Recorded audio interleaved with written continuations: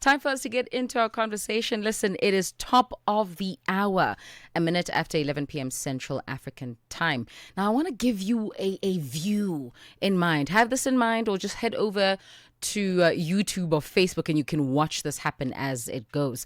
Tonight, it's like two sisters are leaning across a cozy table. One is seasoned, crowned in purpose and accolades, and the other wide-eyed, curious, and eager to learn every triumph and stumble. We have an opportunity to meet Lelo N Wakagatsheni, our real estate boss, a mentor, a cultural storyteller. She's not just navigating fields of property, she's breaking ceilings as an award-winning powerhouse, from clinching the Africa Women in Property Leadership Award 2024 to reigniting cities as the founder of Lelo N Company and a rising YouTube voice, so I hear. But beyond the globe, beyond the goals, what truly fascinates us about her is her journey, her wins, her near misses, and the lessons. Now, tonight we will laugh, we will learn, and we will question. And by the end, we'll all feel a little more empowered to chart our own blueprints. Lelo, thank you so much for joining us. Welcome to African Diaries. Thank you so much for having me. Ma'am, let's start off with those highs. Listen, I was seeing all the accolades coming in 2024. Am I misled? 2024 was your year, no? Yes, it was. 2024 was a big year for me. Tell me more. Yeah, I'm still a bit modest about it because I think for me, it's about people, It's about the lives that it can change, whatever it is that I do. So every time I get an award, I get so nervous, and I always ask people, why is it me? Are they sure that it's me? And, because when you do something and you do it from the heart, because it's like a calling for me, you don't expect people to reward you. But it is what it is, and I'm happy for myself. I'm so proud of myself too. That is so beautiful. A calling. Usually people associate callings with very cultural settings. I'm here to heal people. Yeah. You're here to help people make money. That's a different kind of calling. Yeah. Talk to me about when you discovered that this is something that was innate, intrinsic, something you were meant to pour out, not necessarily absorb, then teach. I think I wrote something today on my social media. I say, some visions are actually bigger than the person that's carrying them. And that's what I feel about most of, the things that go on in my mind and in my head. I wake up at 2 a.m. in the morning and I'm drafting things and I'm sending messages. You can even ask the guys. They'll be waking up in the morning and they bombard it with messages, because when I think it, I need to write it down. If you don't write it down, it doesn't become real. Oh. Pebeti was just saying to me when we were walking up, she was like, you are just, 1 minute you're doing this, 1 minute you're doing that. It's the power of intention. Yeah. If you're intentional about what you're doing, I always say there's always a carrot that is dangled at the end. If there's a carrot, like a reward, even if it's just a carrot, obviously the purpose is bigger. Yeah. And you aim for it, because I'm challenge driven, I'm target driven, and there needs to be a result.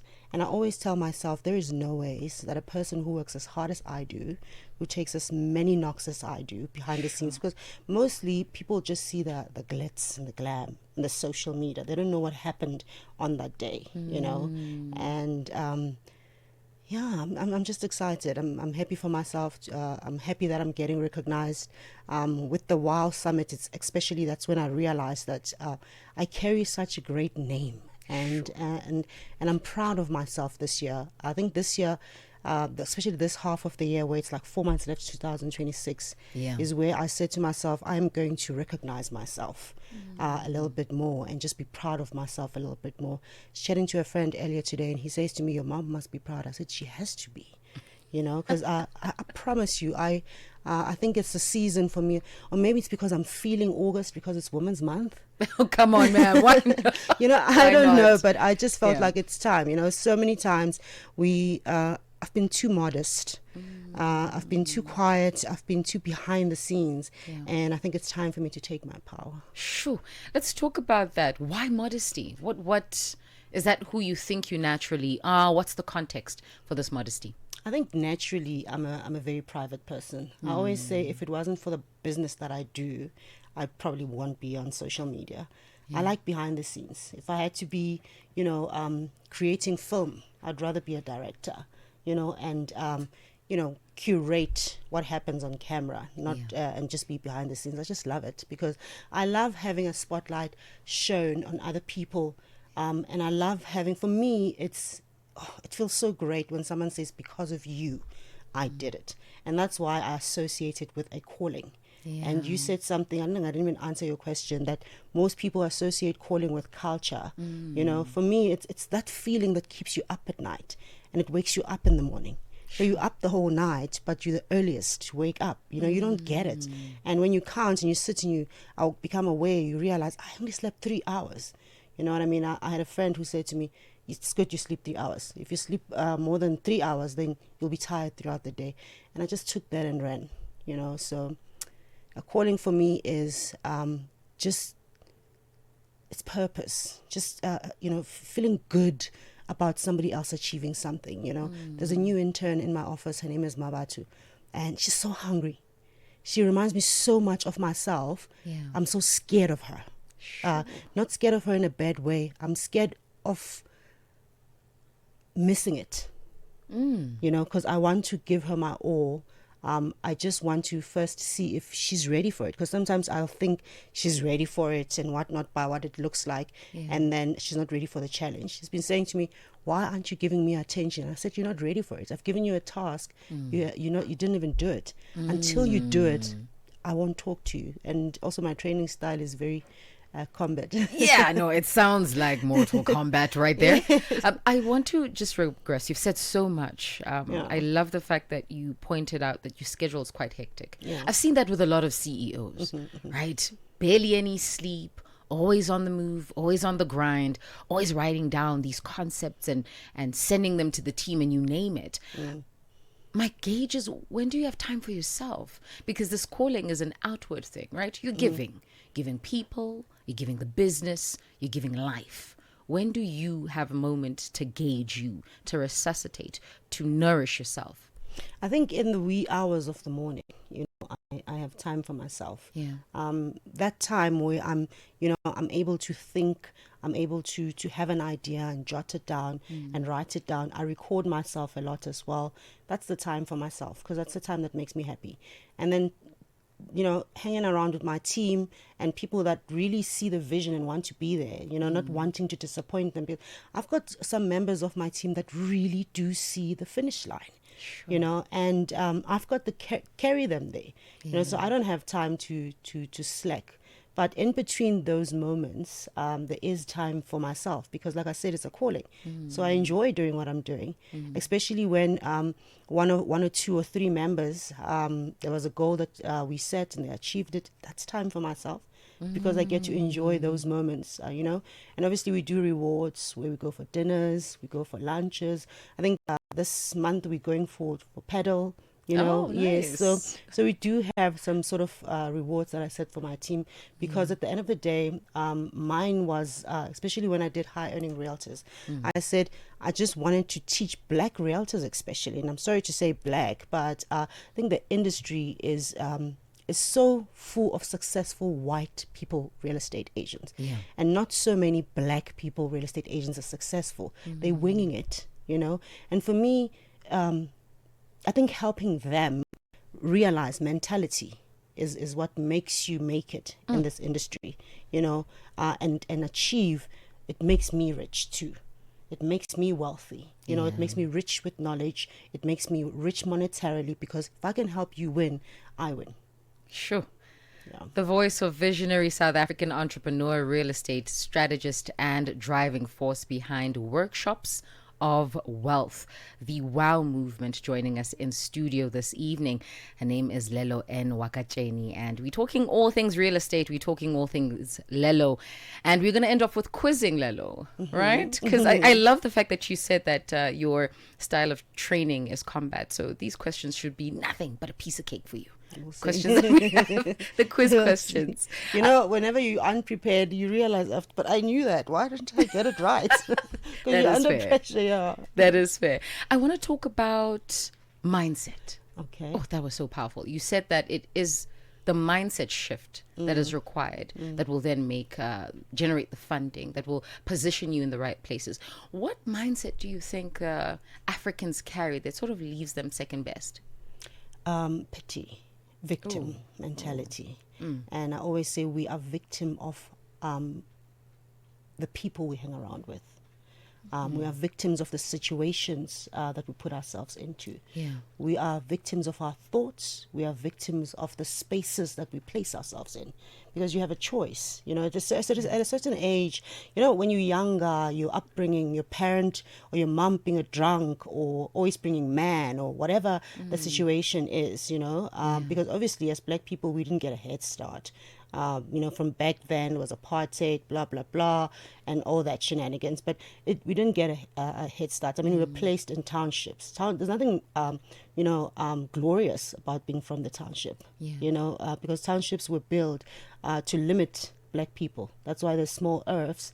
But if you go to the suburban areas, your earth in the township is 4 times somebody else's property. So the mindset is a mindset of victim to a point where you always want to see the negative. And if you're always wanting to see the negative and you're always looking for negatives, you're going to find it.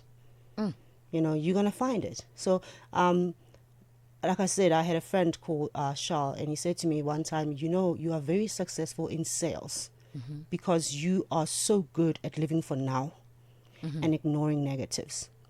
You ignore negatives so well that you win every day. And then at the end of the day, obviously you have to review your day of how you won. Then you realize, flip, that guy that I just, you know, signed an agreement with, he was really negative. But you're realizing that after. And the reason that you won is because you didn't realize it at the time, because you didn't go in there looking for a negative. Sure. So whatever negative that you encounter, you overturn. Yeah. You know, because you are so positive. You know, it's from a positive mindset, from a positive mind, you have so many overturns.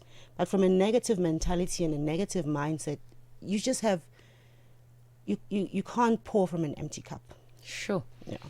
You said something about settings and surroundings. Yeah. Right. Talk to me about your surroundings. What helped you, and this is not to assume that you were once a victim in your own headspace, but what helped you thrive in the capacity of positivity? Because it's not just Shayla sitting and saying, you know what, I'm going to be positive, I'm going to be positive. Yeah. That's one part of the story, right? But it continues, the surroundings, the conversations, who I engage with, who I keep in my environment. How did you shift those frames, and where did you shift them to? I think I'm very, very, very lucky to have a mom like I do. I lost my dad at a very young age, and I didn't lose my dad because there was a car accident or he got sick. You know, somebody literally walked up to my dad and shot him 6 times. You know, and I had a really great relationship with my father. You know, I was so young. You know, I had dreams, goals, and whatever. And I think because I also have a very photographic memory, I remember a lot of things. And it took me so long to get over the fact that I don't have a father. You know, I was so angry for a very long time. And when I met my friend Charles, I was a very angry person. You know, so I had to work on my mentality a lot. I had to work on my emotions a lot, you know. I had to learn to accept certain situations, you know. I think it's only 2 years ago when I started even talking about my dad. Before then, I didn't touch that conversation. I didn't want to talk about it. And throughout that journey, my mom had to be a pillar, you know. She had to raise these children. She had to be a dad. She had to be a mom. She was studying. And while she was studying as well, she had to work because there was bills that had to be paid. And for some reason, I think I say this most of the time, there was nothing that I lacked. Yeah. There was nothing that I needed. My fridge was full. I remember there was a friend of mine called Lebu. She used to live in Edenvale. Yeah. And Edenvale was like so bougie. And, you know, when I went to go sleep over, and then she had to come to Tembisa, you know, to my house. And I said, Mom, Lebu's house has got, you know, Coke full in the fridge. They've got these chocolates and whatnot. And my mom just went shopping. She filled the fridge too. And, you know, and then I realized there's nothing that Lebu has that I don't have. The only thing that she had was a father who was there, and I didn't have my father. But my mom taught me that it wasn't by choice. It's just a situation that happened, and I have to make the best out of it. And I think that for me fueled me. I think getting over that. For some people, it could be like, oh no, we lose parents and whatever. But things affect us differently. It really affected me to a point where I really enjoy watching men raise their children. And I don't even understand, how do you not raise your child, especially a girl child? Because my dad was very present. That's short time that I knew him. And, I think that is what drives me. I really, my biggest dream is to give my mom a life that she does not even know that she deserves. Sure. Yeah. I've heard that phrase a lot. The life I didn't know I deserved, the thing I didn't know I needed. Yeah. Do you think as a populace, as an African populace, we're getting to that space where we're allowing ourselves to get the better out of life? Yes, we are. Yeah. We are saying no when we need to say no. I think most of the time we were yes ma'ams, because I have to, push the narrative that I have to be a people pleaser. If there's one thing about me, I'm a very nice person. Let me not say nice, I'm a very good person. I'm not a nice person, I'm a good person. There's a difference. Nice is a cup of tea. I'm good. I look out for people. If I say I'm going to do something, I actually do it. If I make a deal with you, sign something, we make an agreement, I actually do fulfill it. And I really think, more and more black people, yes, are starting to say no when they have to. Look, you have to be selfish with yourself, Shayla. Yeah. So that you can be selfless with other people. Sure. How do you know how to be selfless if you don't know how to be selfish? The Bible says, love your neighbor as much as you love yourself, not the other way around. So basically what the Bible is saying is, if you don't know what true love is by loving what you see in the mirror, how do you know how to love Shayla, Lelo? Because you don't even love yourself. And I think mostly with our African people, blacks specifically, we had to learn to love ourselves, because we've been told everything. Funeral is black. We are called black. The night is black and dark. So everything black is negative. So it's mental shift that we have to do. Yeah. And have conversations. Yes. I realize that we don't like talking. Yeah, we don't. We don't want to talk because it's painful. Yeah. Right? It's painful. You're asking me to unravel parts of myself I don't get to look at. Yes, if I'm talking, I'm toxic. You're a very toxic person, Lelo. Why are you asking me this? It's very important. I think for me, even in relationships that I have, whether friendships or what, I always say, you can't be my friend or my boyfriend or whatever if...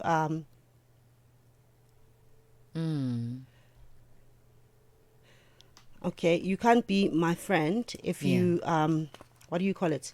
If you don't learn how to get over things. You need to get over things. I mean, if we're angry at each other at 2 p.m. This afternoon, why are we going to bed angry?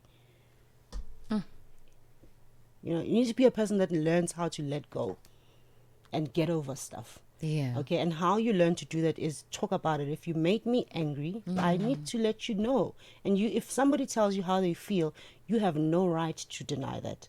Okay, it's just that they're not allowed to make it your problem. Yeah. You're sort of delving into a space I want to talk about, emotions, right? Yeah. We women are known to express how we feel, Yeah. right? Or perhaps not, and then burst randomly and implode on everything. I want to know how business has been a forte to deal with, given the fact that people expect diplomacy to be emotionless, right? You almost need to come off as monotonous to be impressive. Yeah. How do you deal with that as a woman? I was sort of like leading a lot in that at first. Yeah. But I'm a very soft person, and it took me a lot to actually get to a point where I can sit on air and speaking to you and say I'm a very soft person. I'm very feminine. I'm very motherly, and I realized that that's where I thrive. My leadership style is motherly, is feminine, is softness. It's giving, and I do very well in it. There's nothing wrong with me being fully 100% woman and running businesses. I think it also helps me attract the right people, because I don't want to attract fear. I want to attract respect. Sure. Yeah. So if I'm too combatant and I'm too rude and I'm loud and this is my way or the highway, you end up attracting people that need your money, your salary, but people that won't fight for you, people that won't root for you. You know, I've got guys that even when I'm not in the room, I'm 100% sure that they will say, nope, Lelo wouldn't do this, or Lelo wouldn't like this. No, don't do this, or you know what I mean. And they'll root for me in some way because they know I'd do the same for them. It is 21 minutes after 11 p.m. Central African time. If you have just joined us, welcome to it. That is the voice of our superstar this evening. Listen, a mogul in the real estate business. She is a real estate boss, a mentor, and a cultural storyteller. Her name is Lelo N Wakagatsheni, and she joins us in studio. Wakagatsheni. Hey. Wakagatsheni uDlovu boya benyathi. Come on. Absolutely. There we go. Wakagatsheni. Wakagatsheni. Absolutely. Thank you, ma'am, for that one. We're going to take a quick breather. When we get back, we're going to jump into your passion, all right, which is real estate. Yeah. I want to find out a few things. Okay. Okay, let's get into a breather. African Diaries on Channel Africa. It is 24 minutes after 11 p.m. Central African time. We're going to continue conversations with a visionary South African entrepreneur, real estate strategist, and the driving force behind workshops of wealth. That is Lelo N Wakagatsheni. Wakagatsheni. Was that it? Almost. Oh my goodness. Listen, I'm going to practice until I get it right. Yeah. Okay. Lelo, let's talk all things real estate. Now, the real estate landscape is shifting fast. I gave 3 facts. Did you agree with all of them, by the way? Yes. Yeah? Yes. Okay, so I was not lying to the populace. Absolutely. So we're seeing this fast growing space taking place in Africa. From your perspective, what emerging trends or technologies are we seeing? I mean, the advent of AI and the integration of AI into almost any industry is seeing the surge of, firstly, awareness, secondly, interest. And I want to know how that then reflects in real estate. You said something about the larger population of Africa is set to, I don't know, in 20 what? Which 50. Year? 2050. I think it's 30 years, 60 years from now? 25 years from now. 25, yes. Yes, we'll be moving into cities. Also because there's a whole lot of new developments and urban buildings that are being built, and obviously for jobs, for a quick lifestyle.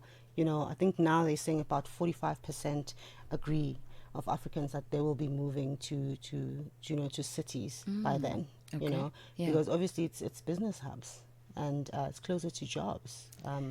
But aren't people arguing this farm life? Because that's the chat. You know, make your money, then you go to the farm. Yeah, I think it's also about, you know, the day and age that we're living in. It's so fast paced, you know. And back then, you know, with this old money, you know, it was easier for people to make the money and then go have this lifestyle. The older people are, you know, probably if you look at the population and the votes of who says they'll be going to the farm life, it's the older people.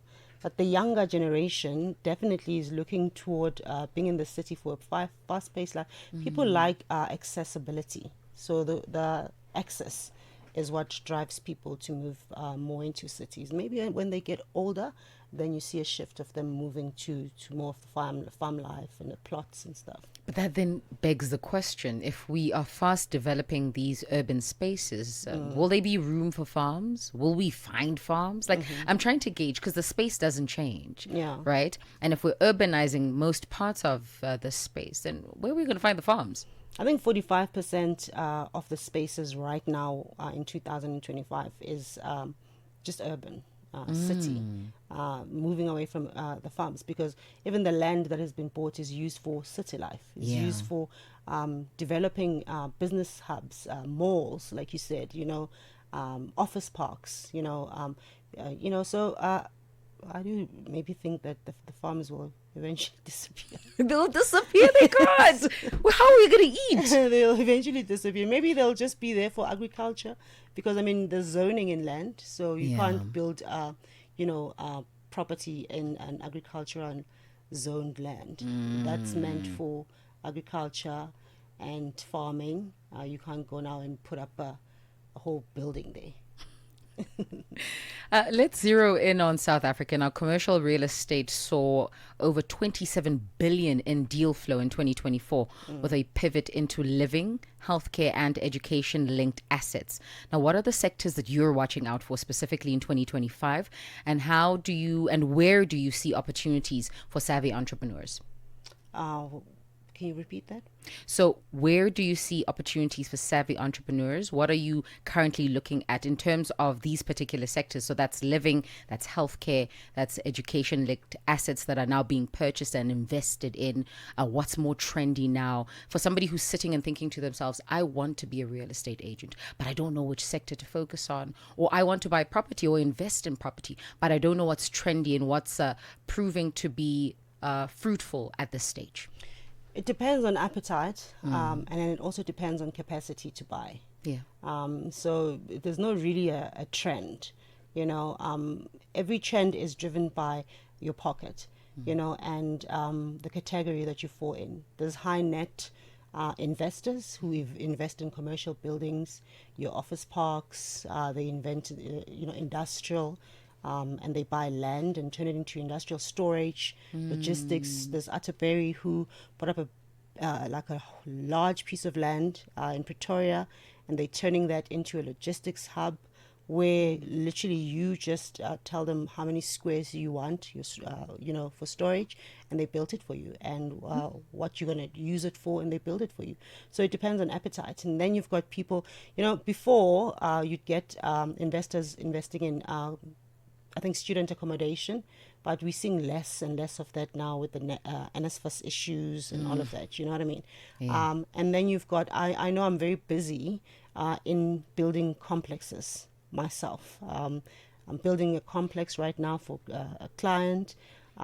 So there's another one that's coming up as well, a huge piece of land that was bought by a client. So it all depends which bracket you fall into. So there's not really a trend. Those things that there's a trend in this, it's just made up, because if I'm big in commercial real estate, I'm going to say the trend is buy more commercial real estate. If I'm big, but most of the clients also that said that to me, that they want to buy in like, for example, township areas.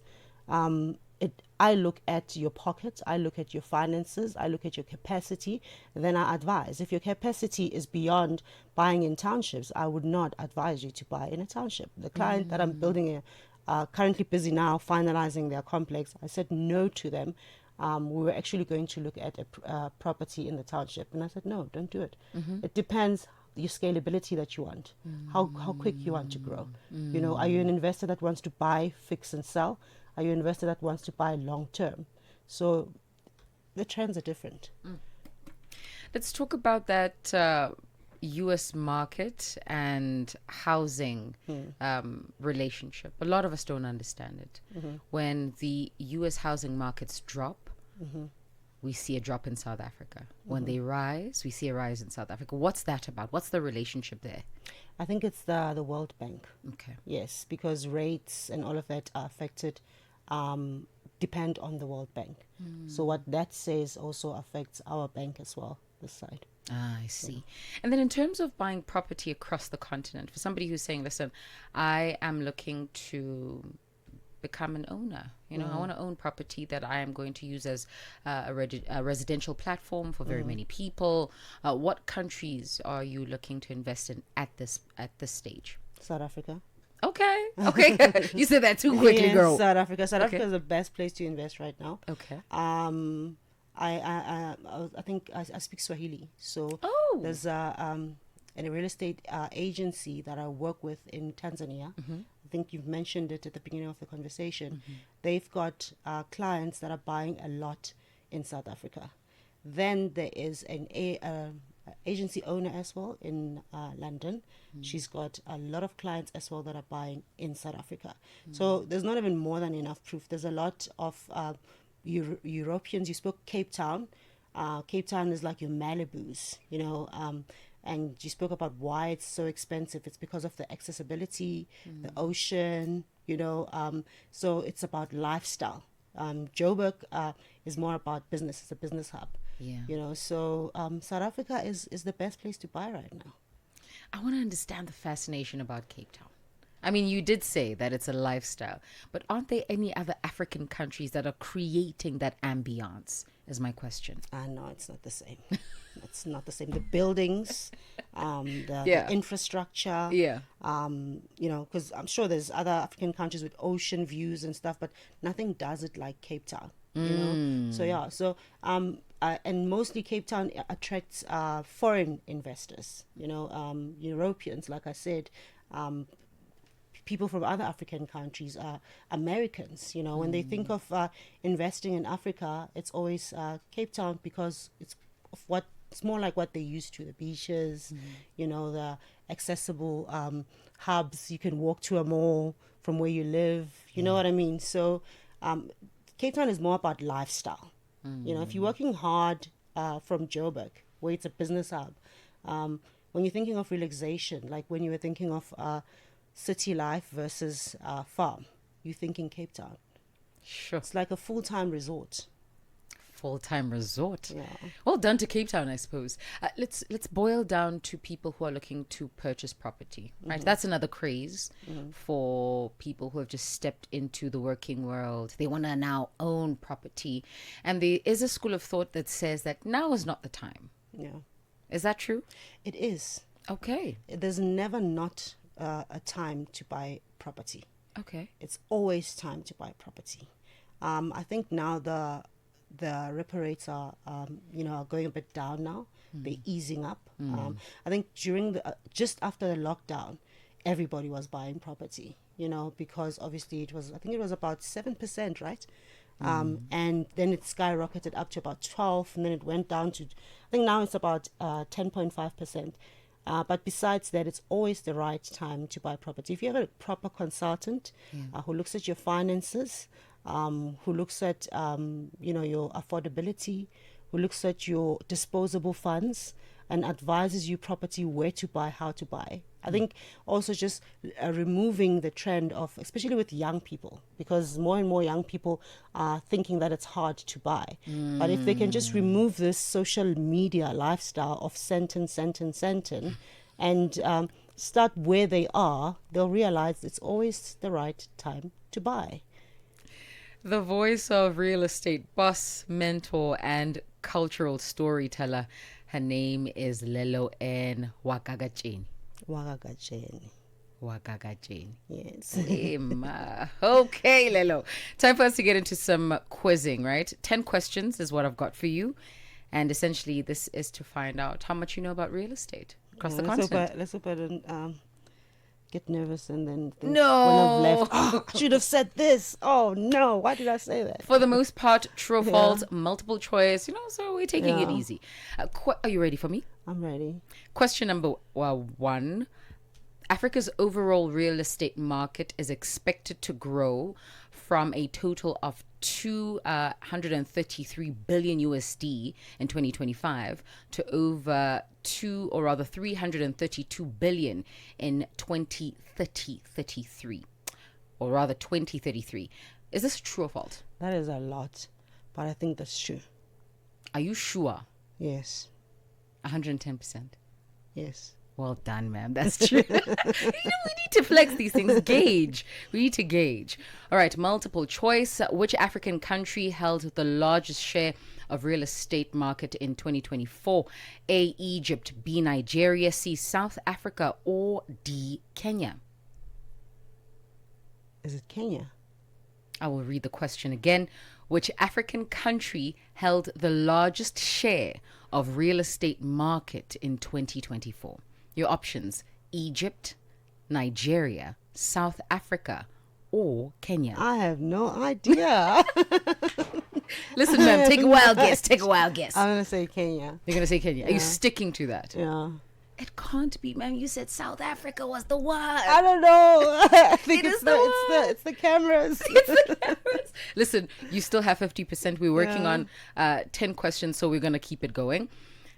I'm going to allow you to fill in the blank, but I'll give you options, right? Because I do think this was a bit of a tricky one. In 2024, South Africa's residential property market was valued at approximately, option A, 2.6 trillion rand. Option B, 6.9 In trillion. 2024. Yes, Okay. trillion rand. Or C, 3.8 trillion rand. Okay, you're gonna have to repeat the trillions. I want to give you numbers. You're gonna have to Okay? repeat I'm gonna say the boma 2, boma Yeah. 3, boma 6. So option A is at around 2 trillion. Option B is at around 6 trillion. Option C is around 3 trillion. 2024. Yes. I'm gonna go with 6. 100%? Yeah. Absolutely. See, we're doing well. 2 out of 3. Let's keep Because I'm it thinking going. this is just after we came out of lockdown and the property sector was booming. I was doing 8 property sales a month. Come on. You know what I mean? Yeah. So, because it was like a booming. If you were not selling as a realtor in 2020, just after the lockdown, towards 2024, you were in the wrong business. You needed to get out and get yourself a different job. Come on. I wish you had told me that some 4 years ago, but it's okay. True or false? Question number 4. Cape Town's average home price has been increasing at roughly twice the rate of Johannesburg over the past decade. I would agree with that. True. Yes. Indeed. 3 out of 4. See? Not too bad. Question number 5. You're doing your best. Yeah. Question number 5. Which African city is developing a privately owned startup city? This is a project to house over 250,000 people and has already hosted over 80 businesses. I'm going to give you these cities. Option A, Kigali. B, Lagos. C, Nairobi, Tatu City. Or D, Casablanca. Where is Kigali again? In Rwanda. Okay. Do that again. Let's Okay. see if we can get this. Okay. So, which African city is developing a privately owned startup city projected to house over 250,000 people and already hosts over 80 businesses? Option A, Kigali. B, Lagos. C, Nairobi, Tatu City. Or D, Casablanca. I have no idea. Girl, you gotta guess. You I got. will say Lagos. Is that your final answer? No. You can't be nonchalant. Yeah. Listen, you were onto something when you said Kenya, and this is It's why. Kigali. No, It's Nairobi. it's Nairobi. Oh. Just repeat. Rewind. Listen, 3 out of 5, 60%. It's still a good one. It's still a good one. It's still a Yeah. good one.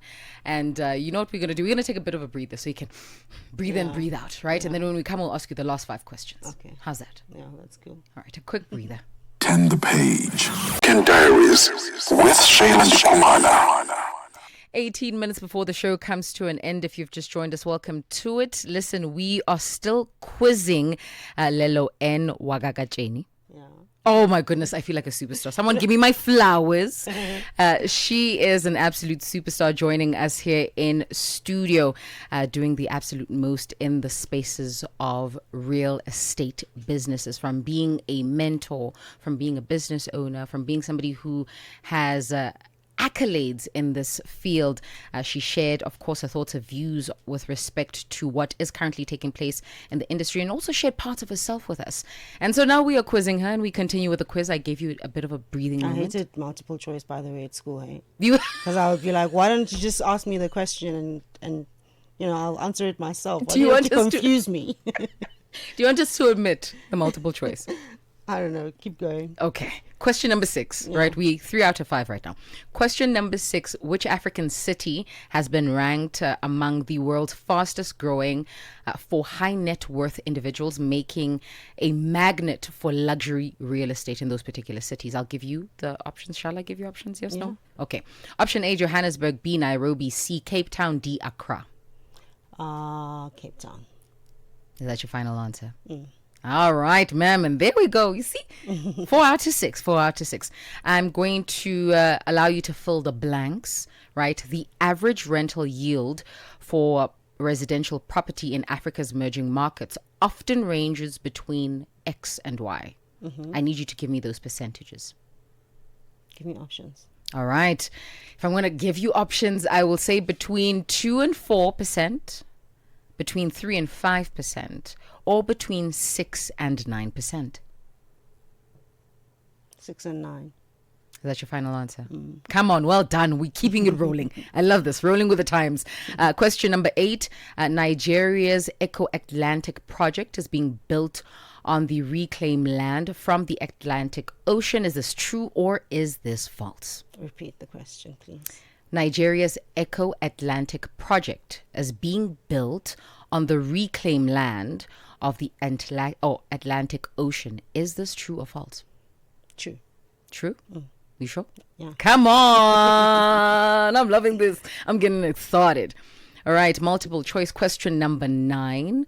Which country recently launched Africa's first fully tokenized real estate investment platform? Okay. Your options: South Africa, Kenya, Egypt, or Rwanda. Real estate platform as in?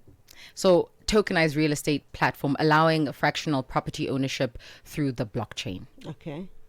Do you want the options again? Yeah. South Africa, Kenya. I'm so confused. I don't know why. I know the answer, but I'm like, You know the answer. You know the answer. Kenya. I'm going to go again. Yeah. South Africa, Kenya, Egypt, or Rwanda. They use. Kenya. Are you sure? Yeah. 110%. Yeah. It's not Kenya. It's South Africa. Yeah. Why did I say South Africa? See, I told you I know the answer, but now I'm like Kenya, but I know it's South Africa. Listen, three out of the 9 were incorrect. So you have 6 out of 9, which is powerful. Yay. Still powerful. Question number 10, the final one. By 2050, this is a true or false. By 2050, Africa's urban population is expected to grow by more than double the current rate. Oh. Yeah, it's true. Are we sure? Yeah, we're sitting on 45% now. Yeah? Yeah, true. Okay. And that's true. So 7 out of 10, man. Well done. Yes. As a parting shot, firstly, thank you so much for joining us. This has been fruitful. And I believe that anybody who watches this will learn a thing or two, not just about the real estate agency and the real estate platforms that we find ourselves on, be it you wanting to enter real estate as a realtor or you wanting to invest or whatever the chat is. I think they'll learn a lot about growing as an individual. I think the very first segment of our conversation for me was very fruitful. So thank you for sharing that with us. As a parting shot for individuals who are saying, listen, I have business ideas, I have dreams, right? But I don't have the agency to wake up at 3 a.m. and start jotting things down, right? My life is basically at this median and I'm okay with it, but I know something needs to change. What would you say to them? I would say you're not okay with it because you know something needs to change. Okay. I have, been called real estate powerhouse, real estate boss, and all of that because I started calling that myself first, and then everybody else falls in line. Yeah. If you think about it, I've always been in sales, I've always been in marketing, but I actually joined real estate just after the lockdown. And every time I say that to people, they're like, "What? Wow, it's intention." Anything that I am going to put myself in, I am going to make sure that I rock it. I learn as much as I can with it. I follow people who are doing well at it, who are excelling at it, and who are doing it for purposefully. Because those are the people that have longevity. Most of the time, if you get into anything for the money, you're never going to win because you can't chase money. You hear people say, we're chasing paper, wake up and let's chase. I will block you even on my WhatsApp or whatever. If you're sending me a message early in the morning, are you ready to chase? Chase what? Anything that you say must be chased, you are telling it to run.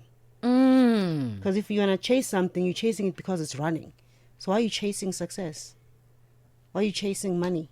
Live in the moment. Be intentional. Yeah. And, learn. That is why WOW exists. WOW is, derived from the girl in Tembisa, which is me, who grew up around land, who grew up around buildings, who grew up, playing in my mom's house with my dad's briefcase and my mom's, wine glasses saying I want to be in Santon. At that time, I did not even know that you can purchase land. I did not even know that you can purchase building or where do you want to start. And I say there's a girl or a guy in Kailicha who's just graduated or who's, a candidate is pursuing being a conveyancer, and they don't have a mentor.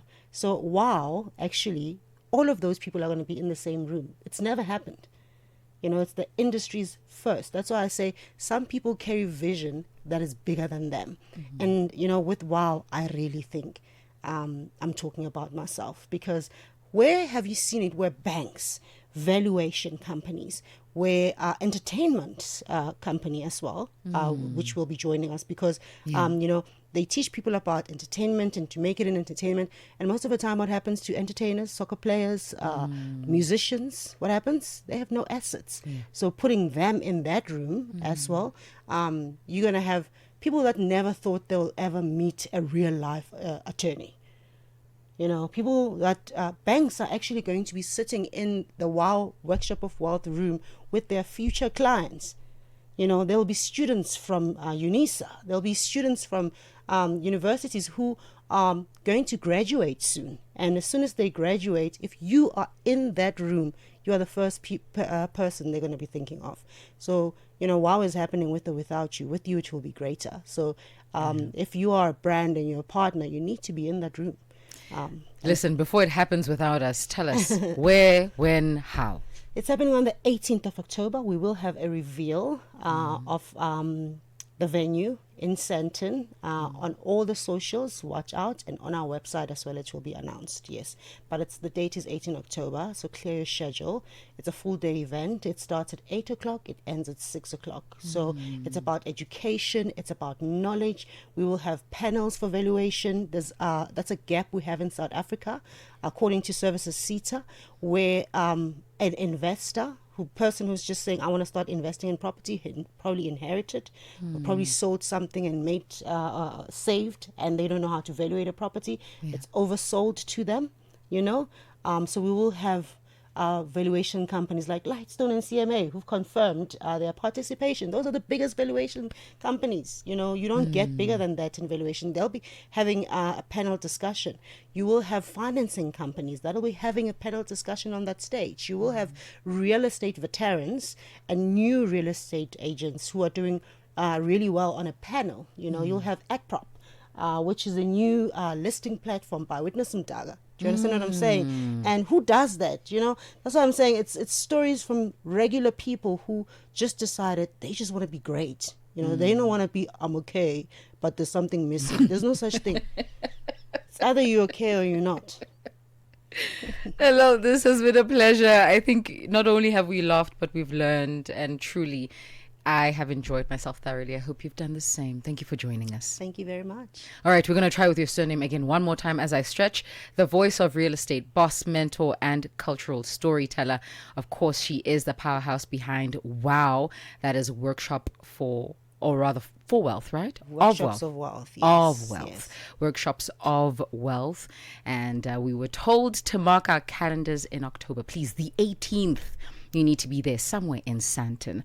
Her name is Lelo N Wakagatsheni, yes. Oh my goodness. Listen, we can close the show. We can close the station. Everything can shut down right now. Thank you very much. Africa's heart beats one story at a time on African Diaries with Shayla.